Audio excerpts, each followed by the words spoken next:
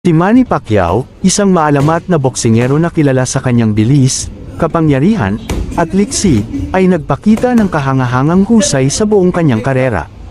Gayunpaman, ang pagtatasa ng kanyang kapangyarihan sa edad na 45 ay depende sa iba't ibang mga kadahilanan kabilang ang kanyang regimen sa pagsasanay, kondisyon ng kalusugan, at kamakailang mga pagtatanghal.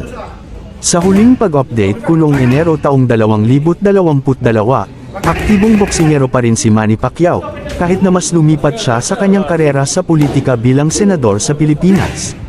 Kung nagpatuloy siya sa boxing sa edad na 45, posibleng napanatili niya ang karamihan sa kanyang kakayahan at kapangyarihan dahil sa kanyang pambihirang dedikasyon sa pagsasanay at conditioning. Gayunpaman, ang edad ay hindi may iwasang makaapekto sa pisikal na kakayahan ng isang atleta, kabilang ang kapangyarihan. Habang ang ilang mga atleta ay nagpapanatili ng kanilang